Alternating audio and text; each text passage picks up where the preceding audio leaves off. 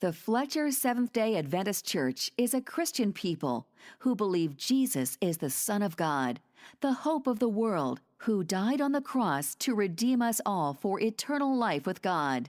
Our purpose is to lift Jesus up and love people in. Visit our website at www.fletchersda.org. And now be blessed by the Holy Spirit as you listen to a Bible message. Today's scripture reading is Matthew 6:19 through 24. Don't store up treasures here on earth where moths eat them and rust destroys them, and where thieves break in and steal. Store your treasures in heaven where moths and rust cannot destroy them, and thieves do not break in and steal. Wherever your treasure is, there the desires of your heart will also be. Your eye is a lamp that provides light for your body. When your eye is good, your whole body is filled with light. But when your eye is bad, your whole body is filled with darkness. And if the light you think you have is actually darkness, how deep that darkness is. No one can serve two masters, for you will hate one and love the other, for you will be devoted to one and despise the other. You cannot serve both God and money.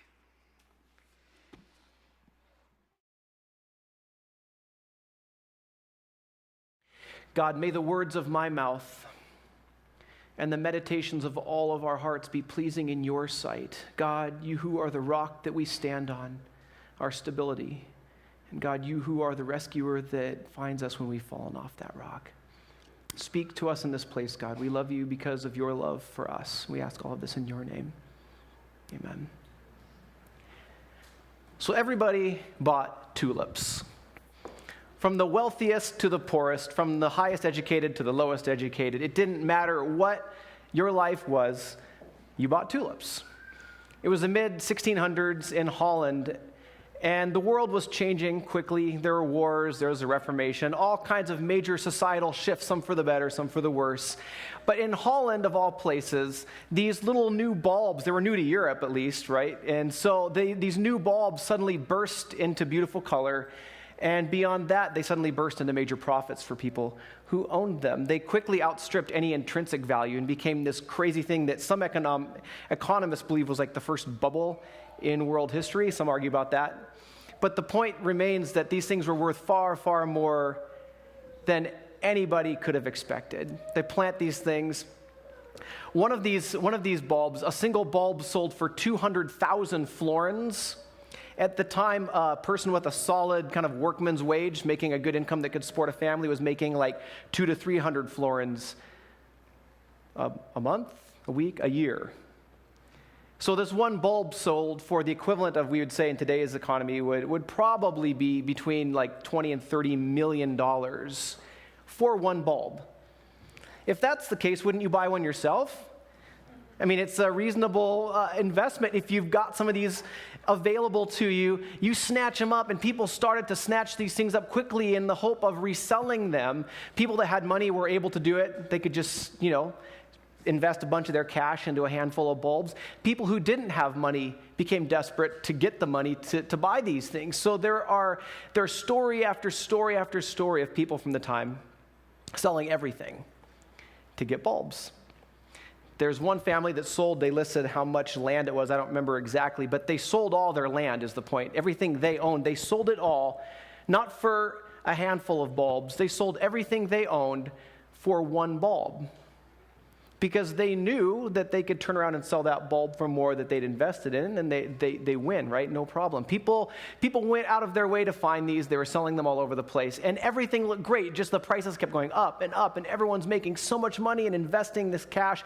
People were buying these bulbs before they were even growing, right? Like it almost became a modern market where you're buying things that don't even exist yet, and you're selling those things you bought to other people for different prices, and it turned into this absolute just mad dash to cash in on bulbs, tulip bulbs.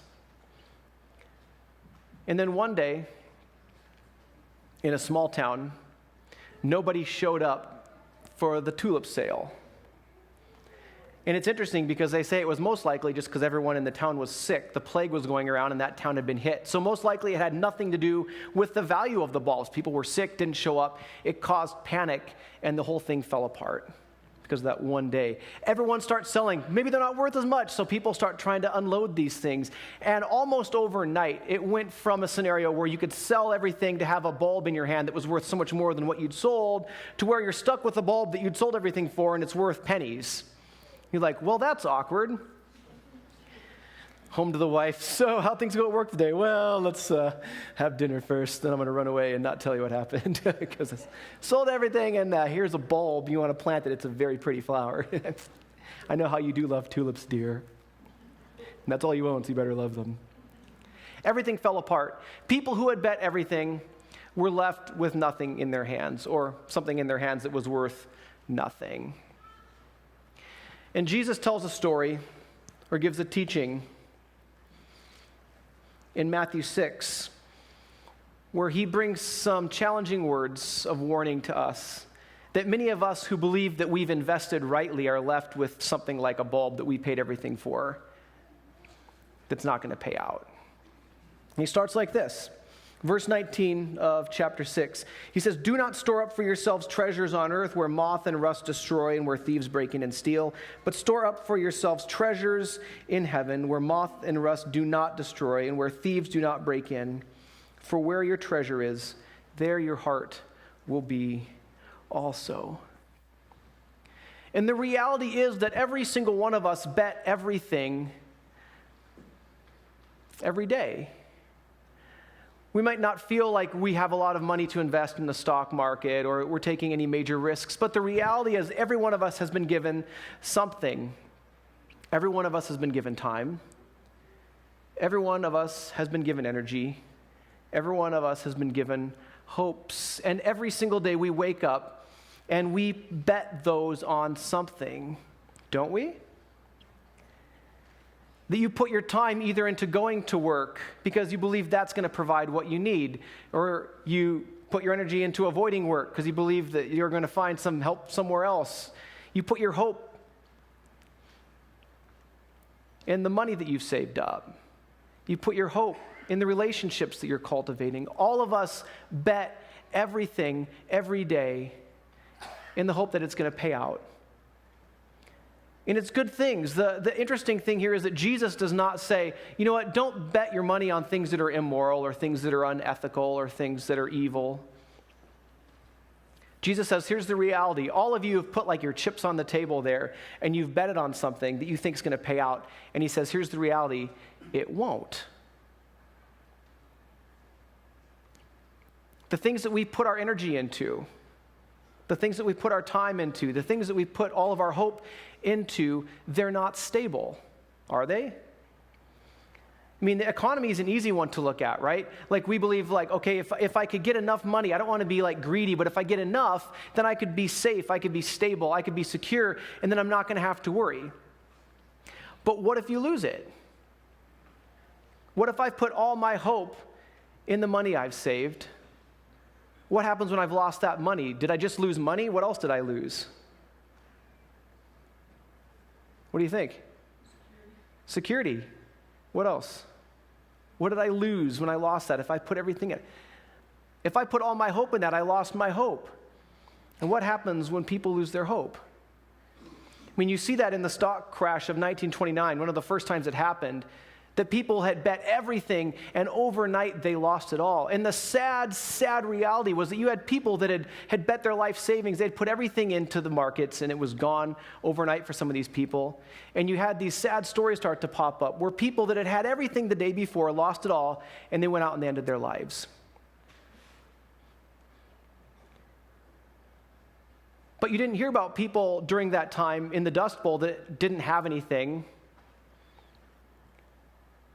and just gave up. Like they had no hope, but they hadn't put their hope in something they lost. So you've got someone who has everything, right? You've got all the resources in the world and you lose them. You've basically gone down to being a poor person, right? Can you have hope as a poor person? Some of the people I know that have the most hope and the most all right, I'm going to make this happen are people that don't have a whole lot of resources because they realize they have to dig in and make it happen. So the sad irony was that that person that lost all their finances and ends their life, did they really need to do that? Did they lose hope? They didn't lose hope. There was so much life ahead of them, but yet they had bet on the wrong thing, and so they lost hope, and it was over. They couldn't see beyond that loss. They had bet on something that wasn't stable. So when we bet on things that are transitory, when we bet on things that aren't completely stable, that aren't eternal, we risk losing the thing that props us up, right? Or what if the thing that you're betting on doesn't actually pan out to be what you're hoping it's going to be? I mean, we see this in the lives of celebrities and superstars, the things that we all think that we would be content with. Like if everybody around me really liked me and saw me for being a valuable person, I'd feel good about myself. Well, these people that are pandered to don't feel that way. All the resources in the world, all the love and affection and adoration, and so many live in absolute despair. And Jesus saw this long before any of the modern realities that we live in had happened. He looked and he said, look at the things that you're hoping for don't come through the things that you're hoping through, right? Is it wrong to hope for security? Is it wrong to hope for love and affection? Jesus doesn't challenge any of that.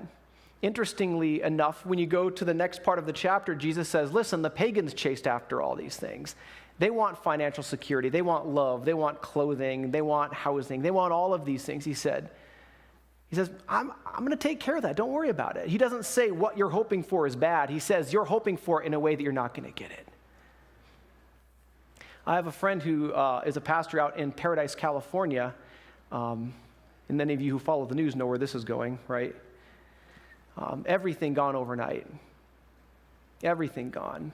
He posted a picture of where his house had been. It looks like, like a picture from World War II. Just nothing, some chimneys, complete decimation. And it hit hard.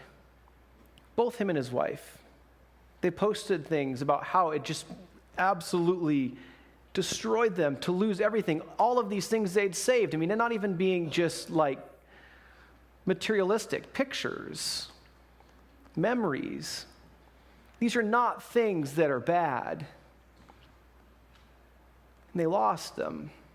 Things that couldn't be replaced. It was really sweet. I saw some friends posted like a fundraiser thing online for them. They tried to raise $5,000 in like a couple months, and in like 6 hours they raised like $20,000. It was super moving, and you have a lot of stories like that. People giving and giving just so generously to the people from this area who'd lost everything. But could that replace the things that they lost? And the reality that so many of us try to avoid is that life is not stable. Life is transitory.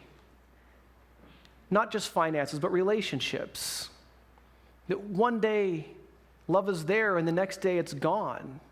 That health can take away relationships, or loss of health, divorce, accidents. Like the things that we feel are so stable are really, really not.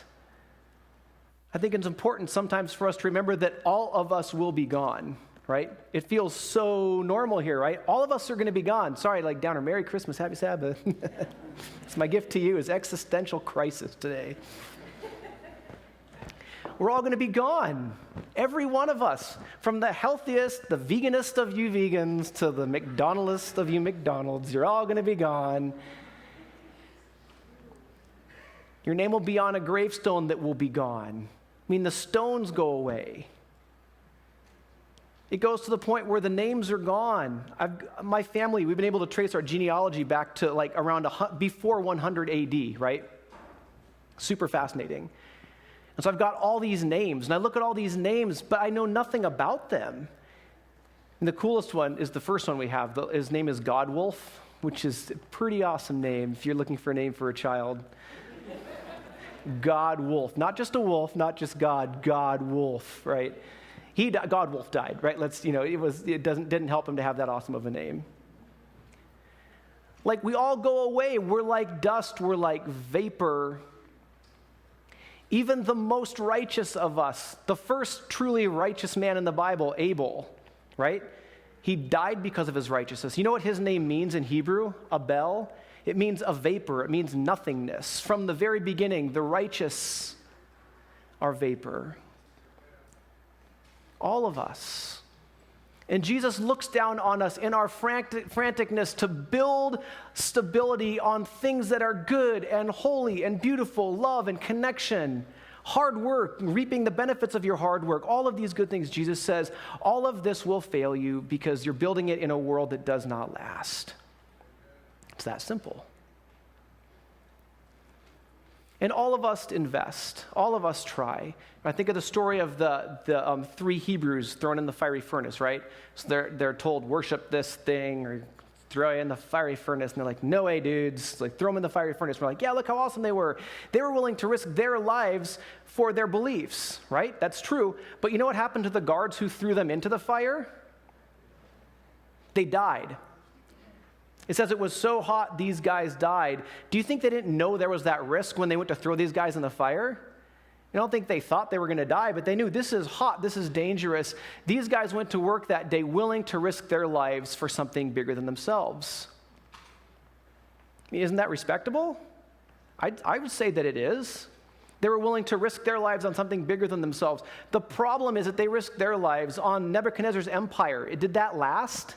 Was that worth spending their lives on? Both groups, the guards and these 3 Hebrews, went to the brink of death that day, willing to sacrifice for something bigger than themselves. The problem was one risked on things that don't last, and the other risked on something that does last. That's it. That's the difference. And so Jesus comes to us. He comes to his followers here, and he says, listen, guys, I'm trying to help you understand that you're facing great risk. And I love what he says. He says, because where your treasure is, there will be your what? Your heart. And Jesus says, when you put your heart places that aren't stable, it will be shattered. Because the reality is, some of us will lose our homes, right? People in paradise, the righteous and the unrighteous, lost their homes. The stock market crash of 1929, the righteous and the unrighteous lost money. The bulbs in Holland, the righteous and the unrighteous lost. He says the world isn't stable. But he says there is something that is stable. And I love how he points it out. He says this. He says, because check this out. He says, your eye is like a lamp. And the ancients believed that the eyes worked in a way like a lamp, that it like shone light out, and that light came from our eyes and like lit things up, and that's how we saw things, right? So Jesus is kind of playing into that. Jesus knew how the eye works. He made it. Don't worry about it. He was talking to them in a way they understood. He said, so you've got these little lamps. It's like your eyes are looking out and they're lighting everything up and you're able to see what's there. He says, listen, if your eye is evil, that's a problem. You don't see right. If your eye is good, you see right. The interesting thing here is that when he talks about it being evil, he's talking about it being like diffuse, like looking at everything, like trying to see everything. And it really makes me feel like Jesus was almost looking forward to our time in modern society. Because our lives are not benefited if we just focus on one little thing, are they? Like, we're required to keep up on a million things now. You succeed if you keep up on multiple things, a multiplicity. No matter what you do, like, life pushes us toward this frantic trying to do everything. Even in the church, if you're going to do one thing, people might be like, well, you should probably help out with this other ministry too. We really need you. Well, I think I'd like to focus on one thing, and that's it. Good job being not as holy as me, who's doing 10 things. The evil eye, this idea of it not being healthy, not focusing. Jesus says there's like focusing and not focusing. And he talks about the eye, he says, focusing like this lamp. And it's as if the way that our eye sees things makes all the difference. If we're like frantically trying to see everything, diffusive, we miss out. If we're focused on the wrong things, we miss out. If we see the world wrong, we miss out. And so Jesus says our eyes, the way we see things, are the problem, right? It's not just what we see. Because again, Jesus doesn't say trying to find security is a bad thing. If you really love me, you won't care about your security. That's not what he says. Jesus doesn't say, if you really love me, no other relationships will matter. I've heard people say that, like, I want to love God enough that other people's opinion doesn't even matter. Well, why? Jesus made us to connect. Jesus made us to have security. Jesus made us to have stability. God created us in a way that we desire these things. And he says our perspective of how we're trying to get them is the problem. We're looking in things that will ultimately rust, things that ultimately aren't salvageable, things that are stealable. He says, look at something else. He says, the other option is looking at him, right? And a lot of times we go then to, okay, so what do I need to do? I'm going to look at God. I'm going to be like super focused on God, and I'm going to like really connect with God. I'm going to make him a priority. And then even that isn't stable, because how many of us fail? How many of us have tried to follow God with our whole hearts and it falls apart at times? The Bible says even our righteousness is like filthy rags. So even when we're trying to like pursue God, like seek first the kingdom of God, right? I'm going to do it right. Wow, I didn't do it right again. Even that falls apart. So we're left in this like, again, almost like big existential crisis of like, okay, if I go for money, it's fun and cool and it can provide some good things, but what happens when I lose it? What happens when it's not enough? What happens when I sacrificed my family for this? Okay, well, I'll make my family the focus. Okay, so I put all my time in my family. Wow, I lost that too. There's sickness and death. Okay, I'll put everything into the church. Wow, the church is broken half the time. Okay, I'll be really righteous. I'll do all the things I can do, like try to just do my thing. Wow, I'm doing it super selfishly, and I can't even get it right half the time, or 90% of the time, right? Like it's all of these crumbling foundations that God looks down on, and he says, you're building on things that won't hold you up. They turn to dust, they turn to vapor. It's like the difference between dogs and wolves, which any of you that know me at all know how much I love the beasts of the world. Especially dogs. I love my dog. The interesting thing is that every single dog descended from a wolf. Did you know that? You probably knew that, right? It's hard to believe when you look at things like my favorite breed, which is a pug. I'm not sure it qualifies as a dog anymore, but I love it. It's lovely. And it's certainly, I cannot see how it got from a wolf to that, but somehow through genetics and long, long periods of time and breeding, it did. But you've got all of these domesticated dogs, and you've got wolves still, and they all go back to the same ancestors. So how is that even possible? The interesting thing is that even when dogs go wild, they don't become wolves again. Did you know that? Wolves hunt super successfully. They're focused. They know what they're looking for. They know how to hunt. They know how to find it. Dogs, even when they've gone wild, don't hunt like that. They like run like kind of like herky-jerky all over the place. Even when they're wild, they get distracted. They're like chasing the rabbit, and then like, ooh, a leaf. Sniff that for a while, go back. Well, what was I looking for? Who knows? Ooh, a bird. Like that's how they hunt. And so ultimately, generally what dogs do when they've even gone wild, they don't try to hunt because they're not any good at it anymore. They've lost it. They scavenge, right? If you've been to a third world country where there's lots of street dogs, the dogs go out and they scavenge, they look for trash, they find some delicious thing in the dumpster. They just look for it. Ultimately, they're still relying on people, aren't they? Like dogs can't even go back to being wild like they were when their ancestors were wolves. And the difference that is super interesting to me is this. When you look at a wolf and you look at a dog, first, if you're looking at a wolf, it's kind of scary because you probably shouldn't be there in the woods looking at a wolf. Leave. But if you were to find yourself face to face with a wolf and you were to look at it, you know what it would do? It looks away. No matter what you do, no matter how like tame you can get a wolf, it doesn't look at you. It averts its eyes constantly. It won't look at your face because in the wild, direct gaze is aggressive, right? It's not going to look at you. It won't look at your face. But with dogs, if you have a dog, or if you have a friend with a dog, go look at one today and tell it you love it and pat it on its little fuzzy head. And you say something to the dog, what's it going to do when you talk to it? It looks straight at your face. Because somewhere along the line, humans got these dogs, the pups, and they started trying to tame them. And some of the pups were just like their parents, like the wolves, and they looked away and they stayed wild. But every now and then there was the one in the pack, right? that would look at the human. Like it was like a little more friendly or a little goofy or whatever it was, right? And this little dog, little pup looked up at the human. It looked him in the face, and it became that much tamer. And after generation and generation of these little dogs that would look at humans, that wouldn't avert their gaze, it would look straight in the face and try to wonder, like, what are you thinking? Like, what are you saying to me? You seem interesting. I think you have something delicious, and I want to find out where it is, so I'm going to look at you. Dogs look at humans straight in the face because they have learned that that's where the information comes from. And not only is that where the information comes from when humans is in the face, humans are the ones that have the delicious snacks, and they figured that out. I saw this picture going around the internet for a while that showed this like goofy little dog. I think it was a pug. And it said, generations ago, our forefathers were wild beasts that roamed the earth, ferociously killing anything we wanted. And then we discovered that humans had couches. That's basically what happened. Because domesticated means of the home. So the dog wants to go in the human's home. It's domesticated. Where the animal looks makes all the difference, doesn't it? And the wolves that are out trying to get what they want to get, they can get it. They live their lives, but they're never able to understand the reality and the connection of human love and that wonderful couch the human has at home for them to lay on, right?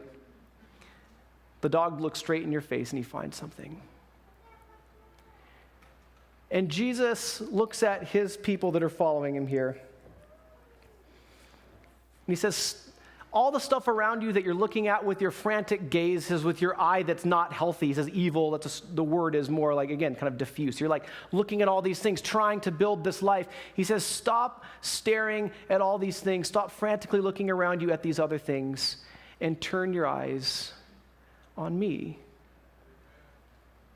Not in a frantic new way, right? Like, okay, now I'm not going to find my safety in this stuff. I'm going to frantically find it in pleasing God. Because here's the thing, when we turn our eyes and we look in God's face, we see something shocking that happened here in this season that we celebrate now, in the season of Advent. That in space and time, the God of the universe, who created everything, and then when everything broke, rather than destroy it, he made himself part of that creation.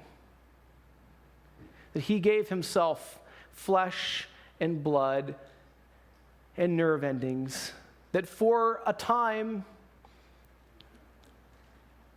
the way biology works, the God of the universe didn't have a brain. Think about that. A couple cells in a little teenager's womb. There was no brain there. It was just these little cells that could do nothing to protect itself. And that God put himself into that space, into that time that we live in here. And he didn't just risk everything. I love the song, The Reckless Love of God, right? That God would risk everything. God didn't even risk it. We talk about, well, Jesus could have easily died. Yeah, Jesus literally came to die. That was the point.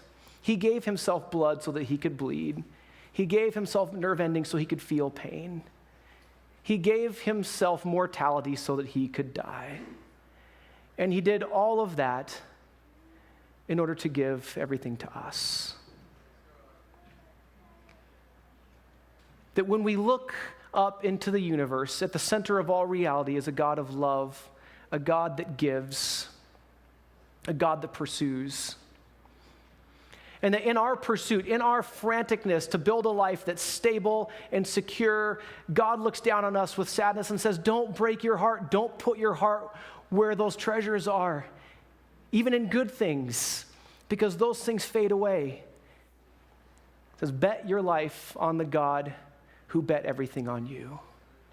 Because ultimately, Christianity is not telling you just a new way to bet. Okay, put all your energy on God. Put all your affection on God. Put everything on God, and it's going to pay off. We can't even do that well, the Bible says. This is our righteousness, our good motives are like filthy rags. It's not about you. It's about what God does for you. And in this context, as God's saying, don't bet on the wrong things. He's not saying, again, bet on your connection to him because of your effort. He says, bet on the fact that God bet everything on you. that in that little baby, Jesus put everything on the line for you, that Jesus put everything to pursue you, that Jesus took all the wealth, all the riches of heaven, everything he had to give, all of his love, and he put it into this tiny little baby in space and time so that baby could grow up to a young man who would give his life for you. The answer is not to stop pursuing riches and fame and love and connections and just like really chase God instead. The reality is that God is calling us to stop in all of our pursuit of everything and realize that we are pursued by a God who paid everything to have us. And that perspective changes everything, doesn't it? You own nothing. God owns everything. You live in a world that's transient, and you're going to die, I'm going to die, we're all going to be gone. If you haven't faced loss and rejection, you will. Surprise, Merry Christmas. The divorce rate in the church is the same outside. So many parents that raise their kids godly turn out to really choose terrible, terrible decisions and wander off. You can't change that by just sending your kid to an Adventist school. Just loving Jesus does not automatically save your marriage. You can't build a life in this world that will save you from all suffering and risk. There's no way. God's not saying, bet everything on me and everything's going to go great, right? He's telling this to his disciples who are all going to go to their violent deaths, right? He says, bet everything on the God who bet everything on you, and in the end, everything works out better than you could imagine. And if it hasn't worked out that way, as the old saying goes, it's not the end. Because in the end, God wins, love wins. Everything is made back right the way it was supposed to be. And so in this world, work hard, make money, spend your money on some nice things for your kids this year. That's awesome. But put your hope in a God who has bet everything on you. There's a story that the church historian Eusebius tells. It's a memory back to the earliest parts of the church, story of the Apostle John, the only one who didn't die a terrible death, right? He lives into old age, John does, and he goes to the island of Patmos, as the story goes, as the early church tells it. They said that near the end of his life, John realized he's the last apostle, he's nearing death. And so he goes around to as many churches as he can, like establishing bishops and church leaders, people that he can trust and like make sure they're on the right path to try and send like the next generation into like the right way of thinking in the church before the last one of the old school dies, right? Doing his thing. And he goes to one church and he meets this kid, tells this kid about Jesus, and this young kid joins the church. And John has kind of a liking for this kid. He just likes him, and he tells one of the local bishops, hey, keep extra good care of this kid, right? Do it for me. I have to leave. Watch this kid for me. Long story short, that bishop does the best he can. The kid still is an idiot and just leaves the church, does everything. He doesn't just leave the church. He becomes this criminal, does some terrible stuff. And as the story goes, he feels bad about it. He still has a conscience, but he doesn't believe that the church is going to accept him back, that God could forgive him. And so he just says, forget it all. I'm just going to go off into the total life of crime. And he becomes this pirate leader in the area around the city where he had grown up. And people know who he is. He's this feared criminal. He leads this whole band of thieves and criminals, and famous for all the wrong reasons there. And John comes back all these years later, and he asks, where's my friend? And the church leader starts to tear up, and he says, I'm so sorry, I did everything I could, but he's gone. He tells the story. He's like, I don't know what else to do, he left me. I can't force him to come back. And it says that John was so moved. He's this ancient man at this point. He's like, what are you talking about? Have you ever gone to try and find him? I'm going to go get this kid. And they're like, well, no, he's this violent criminal. What are you thinking? He could kill you. John's like, whatever. And he storms out of the city, super mad about this. This old guy, ancient, his little staff, hobbles up into the mountains, looking for criminals. Hey, criminals, I've got money. Come and rob me, right? He's looking to get waylaid. And he finally gets waylaid. Some of the criminals in the area catch him up in the mountains. And they take him off, and they're kind of surprised. He doesn't seem bothered by it. He's like, hey, awesome, fine. Glad you found me finally. And they're like, what? It's like, take me to your leader, right? What he says, basically. They're like, our leader? Yeah. And he says, I know him. He's a friend of mine. You're a friend of him? This ancient old guy? Okay. You're risking your life. He's pretty nasty. So they take this guy into the camp, and so you imagine this scene, all these criminals are sitting around this fire, kind of warming their hands, talking about what they're going to do the next day. And into the firelight comes this ancient man with this old, big, wise beard. Old John walks into the light, and he looks through the darkness, and he locks eyes on this buddy of his. And this young guy looks up at John, and just all the color drains out of his face. And his friends think, well, who's this old guy? He's like some ninja? He's going to kill, why is he afraid of him? And he turns and he runs for all he's worth into the darkness. And so everyone's shocked around this fire, what just happened? And the old guy, they see this old guy, John, just takes off running into the darkness after him. And they're like, this is the strangest, maybe we have a new leader in this old guy. He seems to be frightening to people. Chases him off into this darkness. And he outruns John, obviously. He's a young guy. John's this old dude, just running. But he hears back behind him this stumbling and tripping, and every now and then, this old guy falls down and bruises himself again. And his heart is moved inside of him, and he finally stops in the darkness and yells back, what are you doing? Just leave me alone. You're going to die, old man. And John said, I'd be happy to die for you. Come home. And the old man broke the heart of the criminal. And he started weeping, and he comes and he falls into John's arms, and John takes him back to the city. And it's this shocking tale. The whole city is like, what in the world? Who is this old guy, John? John brings him back, and he stays. He doesn't just say, okay, got him back to the city, he's safe. He stays until he's fully connected back with the church, and everyone trusts him again and loves him. John puts everything into this guy. John pursues him. And it reminds me of the old children's story, The Runaway Bunny. Any of you ever read that story? No one? The Runaway Bunny? A couple people. It's cute. Go home and read it. It'll make you tear up. Little bunny is born, and he kind of wants to run off, and his mom tells him not to run away. And he keeps running away. He won't listen to his mom, and she just follows him, right? Little mom bunny follows him everywhere. And finally, at the end, the whole punchline, the little bunny stops. He's like, shucks. I might as well just stay where I am and let you be.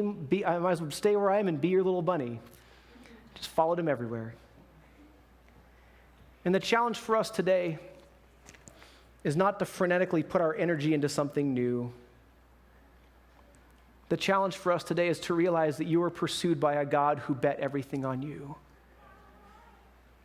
And as this Christmas season comes over us, as we celebrate God made flesh, God made human, that we would rest in the reality that we're pursued by a God that won't quit. The overwhelming, never-ending, reckless love of God. And that we would let that change everything about the way that we see the world. May you rest in a God who actually provides real rest. May you rest from your striving, whether it's financial or emotional or spiritual. May you rest from your works and rest and bet everything on a God who bet everything on you. Amen. God, we thank you for the reminder this Christmas season, not just that we shouldn't bet everything we have on things here that'll go away. God, we're thankful for the reminder that you are not only eternal, but God, you have bet everything on us. And in the coming kingdom that you are building, God, you have created something that cost you everything. And you long to share that with us. May we rest in your love this season. May we rest in your work this season. God, you bet your life on us. May we rest with all of our hope in that reality. We love you truly because you first loved us, Jesus. We ask all of this in your name. Amen. We trust your relationship with God has been strengthened from what you have heard today. Please visit our website at www.fletchersda.org. May God give you his peace and joy.